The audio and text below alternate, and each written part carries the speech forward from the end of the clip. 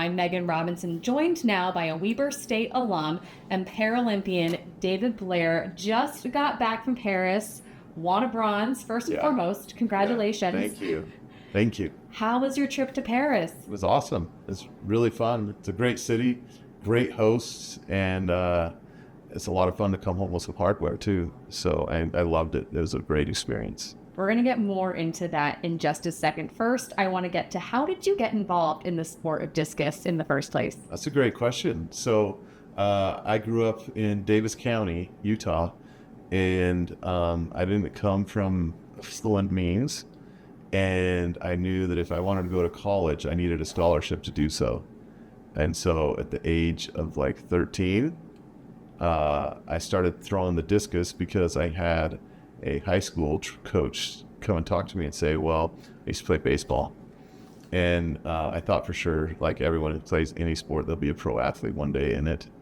And he's like, well, you got a better chance of getting a scholarship in discus because you can be recognized as an individual.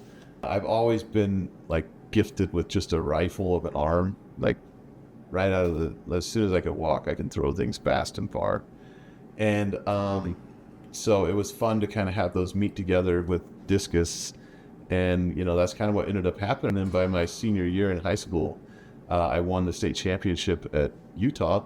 And that's what put a couple colleges, it put me in their sights. And I started getting some scholarship offers. And I got one from Weber State, accepted it happily and went there. And the rest is kind of history of what happened at Weber. How did your time at Weber State prepare you for the next level of competition? So while I was at Weber, I set a lot of freshman records for Weber in my events. I think that there was, I can see there was 6 of them that I could have broken, and I broke all of them. So I had all these freshman records under my belt, and I thought, well, you know, I'm a great thrower. I really was just an okay thrower, but in my head, I was a great thrower. And so we went to this first meet, Junior Nationals, and all of a sudden I'm at this meet where all the best of my age group are there to compete.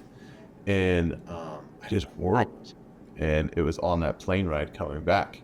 Coach Dan Walker was his name. He sat next to me and he's like, how'd you feel about this meet? I'm like, well, I threw bad. He's like, well, the reason that we always bring our freshmen to Junior Nationals is so they can get a big meet under their belt and feel that like terror of competing in a large environment and learn to deal with it. I came home a different person from then on. Like the bigger the meet, the better my performance. It was just great. And it kind of happens the same way when I transitioned into competing for the Paralympics.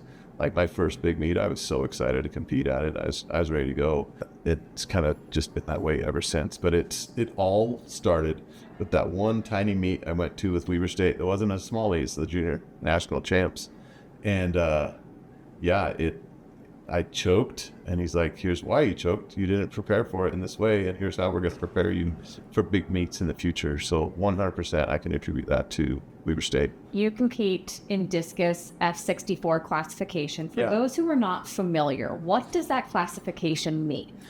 Basically, it just means that you have a single leg below the knee disability. So I was born with a foot that was malformed. They call it a club foot. I really didn't have much function in it, and so I had several surgeries that happened that just kind of got it to where it could act as like a prosthetic leg but still be alive. I compete against other people that have like an amputation on that one leg below the knee. This was your 3rd Olympic Games, 2nd Olympic medal. What did it mean to you to win bronze in Paris? It was kind of a bag of mixed emotions because I won gold in Rio. And I was throwing really well that week. Like I was ready to go in there and win it. And after it all was said and done, I talked to my coach, and he's like, you know, like we both wanted to win. You think coming away with a medal is so much better than coming away without a medal. I was like, yeah, I know. Anyway, it took about 48 hours for that like disappointment effect to come out of me, and then now again it's just like, oh my gosh, like this is such a historic thing for me and for my family to be able to be participating in. Like I couldn't be prouder to have something like that in my medal cabinet at home. They put a design of the Eiffel Tower in there, and then on the front I actually have a piece of the Eiffel Tower now, at home in my awards case that will be there forever. Like, nobody gets that, right? I have a piece of the Eiffel Tower, and I just think it was so cool. You know, it took place in France. Like, they designed them, they put so much thought into their medals, and then now, because this is something that I do is I get to travel the world and compete. I like to bring something home from each of the places. Like, I have a piece of the Berlin Wall that I actually broke off and brought home. I have a lot of small things like that, and so to have something like this where it's just a actual piece that they attached with like mounts that are from like a jeweler to the medal, just, it's so great. I'm so excited to have that. Not only are you a Paralympic medalist, but you also own a Paralympic record and a world record. When you think about all you've accomplished in your discus career, Paralympics or otherwise, what are you most proud of? I don't know. Like, I'm proud of the fact that I did it at the age that I am. That's rare. One of the other coaches there on the team kind of said that to me at these games. He's like, Dave, I'm so proud of you, but he's like, you just can't understand how amazing it is that you're doing this at your age, you know. And we're all kind of like, yeah, I know. But then it made me start thinking about that. I was like, okay, that is kind of rare. I'm mostly proud though of the fact that I feel like there was a time where I could have been in my peak competing and doing these things. I just didn't know about it yet. Like, especially with these games, like Paralympic movement is just getting so much bigger and bigger. We had 70,000 people there in the stadium, like every night. It was sold out crowds, roaring loud crowd. Like, the movement is finally getting the understanding and recognition that it's needed all these years. But I didn't know I was eligible for it all those years. And so that's always kind of something that sat in the back of my mind, like, man, it would have been really fun to compete at my athletic prime and really see how these things would have turned out. But to be able to come in and then set and maintain and hold a world record and a Paralympic record that still, they haven't been broken. And I don't think the Paralympic record is going to get broken. Like, if it does, I'll be surprised. So that kind of validated for me, like, yeah, well, it doesn't matter. You showed up as an older man and was still able to set marks that no one has surpassed. And maybe they won't. Who knows? They're there to be broken. I believe that fully. But I think as far as Paralympic side of things go, that's probably something like that I was able to come in even older and like leave something behind that hopefully will leave my name there for a while. What is the record for the Paralympics? So in the Paralympics, it's 64 meters, 11, which is like around 208 feet, I think. And my world record mark is right around there as well. But I have a personal best that's like 65, 72, I think, which is around 218 feet.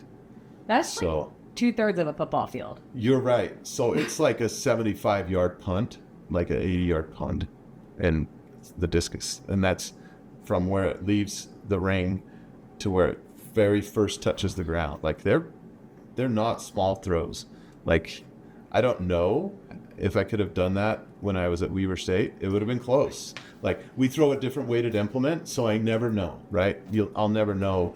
But comparing the two, like, I was able to get back close to where I was at Weber, but who knows? Like, we'll never know that part of history. So I'm happy with that. You mentioned your age, that you're a little bit older to still be competing. Although 2028 is back on U.S. soil. What are the chances I'll see you in LA? Oh man, a lot. I can't tell you how many people have asked me that question. And right now the answer is I just don't know. Like, when we compete, and I talked to my fellow American, the guy that I compete with there, and we both talked about this. Like, it takes up a lot of real estate in your mind. We're thinking about it almost all the time. Like, every time I go and do something, is this going to affect my training? Is this going to affect my throws? Is this going to affect my ability to perform at a big meet?